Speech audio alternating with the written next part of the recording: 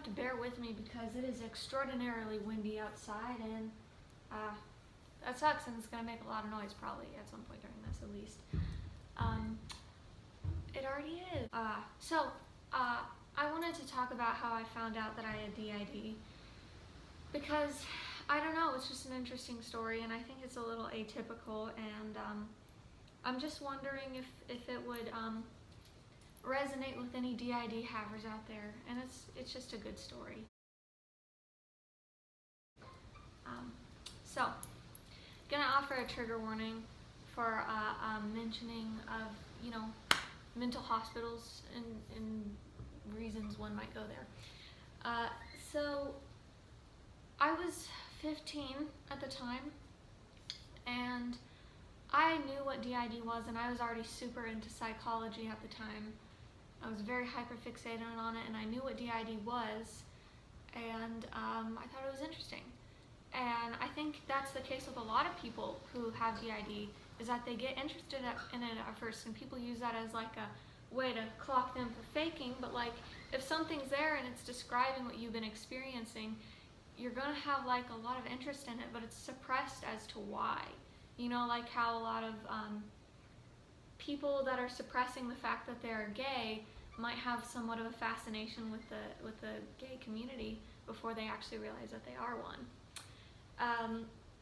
So I had a very tumultuous experience of my own identity, I think I would describe, as I was already heavily depersonalized. Rude. But I couldn't explain why it would change and shift, and why was I like a boy named Sam sometimes, and why was I like a long-haired feminine lady named Ginger sometimes, and I just didn't understand.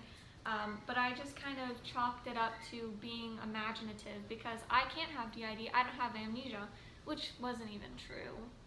You know, it's a bit of a toupee fallacy of like, how do you really know if you have amnesia if you blacked out during it? Well, I guess there's clear-cut finding yourself in a place you didn't remember, but sometimes you dissociate from the fact you don't even remember itself. So, anyways, I was 15, and my mental health was probably the worst it's ever been in my life. Like, I believed I was absolutely incurable of everything that was happening inside of my head. I didn't know what was wrong with me, and I think DID contributed to that, because there were several voices in my head with different perspectives on things, and I didn't understand what was happening or what was wrong with me. And that was just really scary. And it wound up in me ending up getting 5150'd and put in a hospital, because I could have ended the life, you know. I was really unhappy, and I really didn't believe there was any other option besides doing that. So I ended up going there. And while in the hospital, I wasn't sad, I wasn't particularly happy. It was like I was in a dream almost, and this was just a story I was in, and this was the state I was in, and it was just kind of a delirious okay. And in that hospital, I kept having these dreams, which had this really bizarre feeling attached to them. You might describe it as a negative feeling, but I don't think I'd describe it that way. It's just weird. And I named this feeling Elena. And I recognize it as a feeling I'd had in dreams when I was a kid as well. And I was perplexed by it, and I realized that Elena was some section of my brain that was this way, this feeling that this dream encompassed. And this is very amorphous and difficult for me to describe, so bear with me here. In the mental hospital, they gave us journals. And so I started journaling, and I named this section Elena, and I journaled about it, and I named this section that was, I related to, I named it me. And I journaled in my little special cipher, because I know they look through the journals there, and skim it for other patient names and stuff. So I wrote it in my special cipher because I didn't want anybody to know. And I just knew that my brain was split up into 2 sections. And I also knew that there was a place in my head that had a bathtub in it. and that this bathtub belonged to Elena. I knew that. That's a weird detail, but I knew that. That's what I knew leaving the hospital. When I got home, I was just, okay, I didn't even know what was going on. Like, my brain knew that killing itself wasn't an option, but continuing to be this depressed wasn't an option either. So my emotions were just kind of turning off at that point, even more so than they were before. And like a while after I got back to the hospital, I used marijuana, which has always been an okay experience for me. But when I got high, the dissociative walls kind of melt a little bit, so you're able to, like, at least for me, have better communication with my alters and things like that. Got out my notes while I was high, and I started listing things that belonged to Elena and things that belonged to me. And basically, if I were to summarize it in terms of, like, the way we know how alters work, it would be like things that she was interested in, things that felt like her, like certain movies, certain scenes, certain concepts. I started listing them, and I listed things that were certain concepts that were mine. And then at some point, I don't remember the exact moment, but at some point I was like, holy shit, this is a separate person. And DID,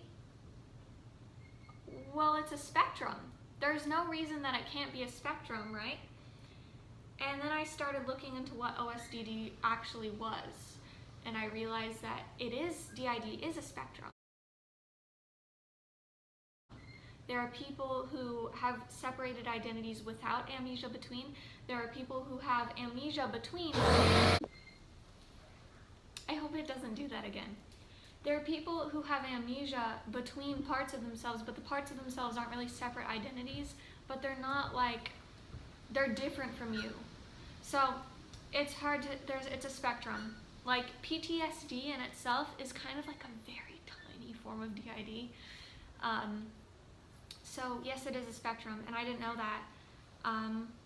But the truth is, I did have some amnesia, be it occasional. And now when you actually look at the DID criteria, it actually says that, breadcrumbs, Jesus. It actually says that the amnesia does not have to be amnesia between alters. The amnesia can be amnesia from parts of your childhood, amnesia from traumatic events, things like that. So I would fit into that, and so I have DID and not just OSDD. But that's besides the point. I figured out that Elena was a thing, and I knew exactly what she looked like immediately, because I recognize this as a person and a motif that's been in my head for a long time. But I just thought I was just imaginative, you know. I knew that there was a tall, skinny girl with long black hair who wore baggy shirts and was pale and had no eyebrows, and like I knew that, and that was a person I would draw sometimes, but I just thought I was being imaginative. So immediately I realized, I know who this is and I know what this is. And for like a week or so, I was just like, my brain's just slightly split in half. That's all that's there. Just slightly split into two. And then I realized that Max was a thing. I'm pretty sure Max was what came next. That section of my life is such a blur. I'm pretty sure Max is what came next in terms of discovering, is that I was like, well,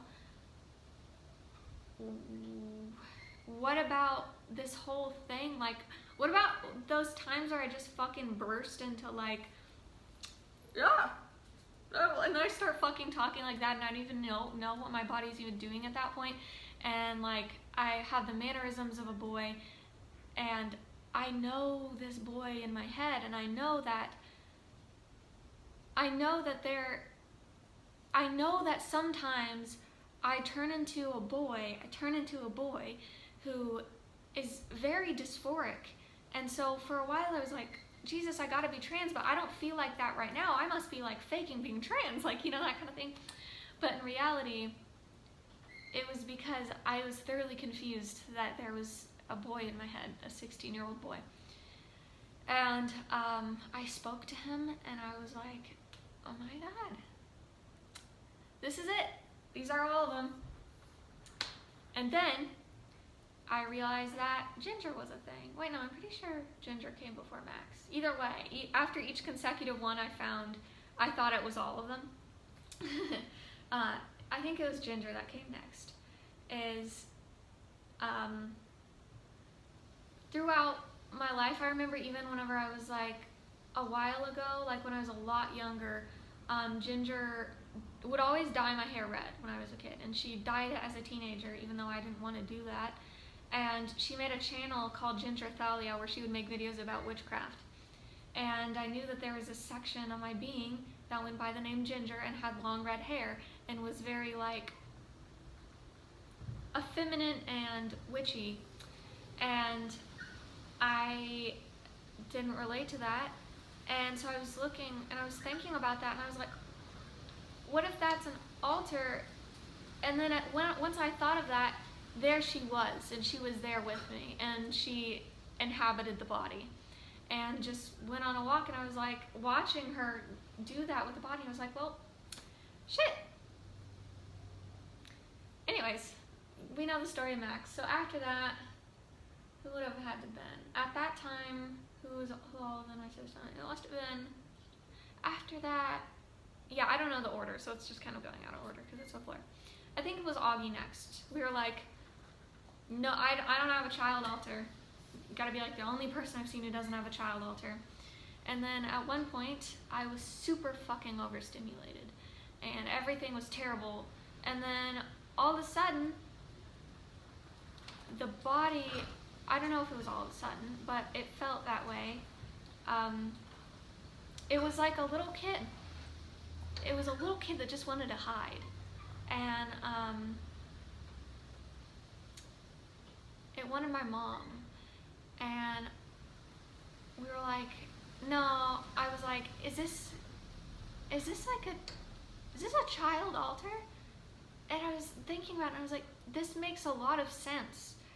And we were like, I think it was me and Sam in the head, we were like, well, what's his name? What are we gonna call him? And then he like, we heard, the first word I've ever knowingly heard him say to me was Augie. He wanted to be called Augie. So that's what we called him. And then after that, Nico, I don't know if it was directly after that, but I don't know what order this is going. Can you tell? Who's integrated now, but discovered Nico as I discovered that I didn't cut my own hair back, you know, because when I was 15, my hair was cut boy short. And now that Nico's integrated, I don't mind it that way. But back then I was somewhat like feminine, and I identified as a girl, and I had like long, like shoulder length brown hair, or at least that's what I had in my head before somebody fucking cut it. And I always to myself was like, why did I do that? I don't want this. Like, I feel so ugly. Like, I don't like my hair like this. And once I figured out I had DID and it started coming together, it was kind of unavoidable that Nico was a thing. And that Nico was this very angsty, masked lesbian, like fucking Marilyn Manson listening angry person. And yeah, found her. She's integrated now. And then it must have been Bridget. I remember the very moment I found Bridget. Someone was talking to me in my head, and I was like convinced it was Elena. And then the word Bridget just slipped out of my mouth when referring to her. And then it's like I almost kind of subconsciously knew. And then I realized, like, I and she realized that she was Bridget. And honestly, I think one thing that's always made me validate my DID is that my alters didn't know they were alters any more than I knew they were alters. We just knew we were this way, and we didn't know why. We didn't know what to call it or what it was.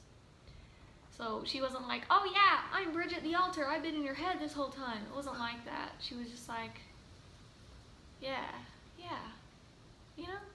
Anyways,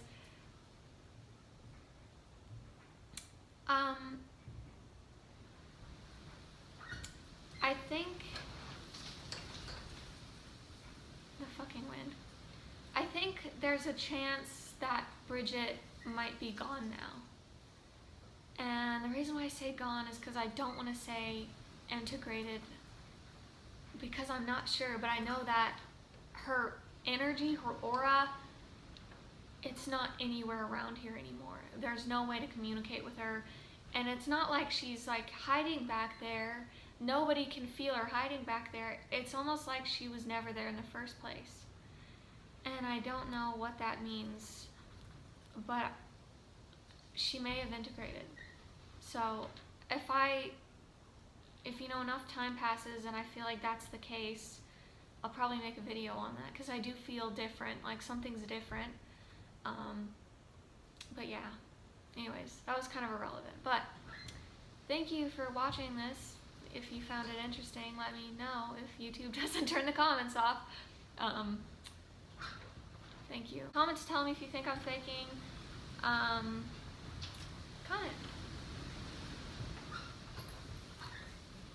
Say bye, breadcrumbs. Okay, well, be that way.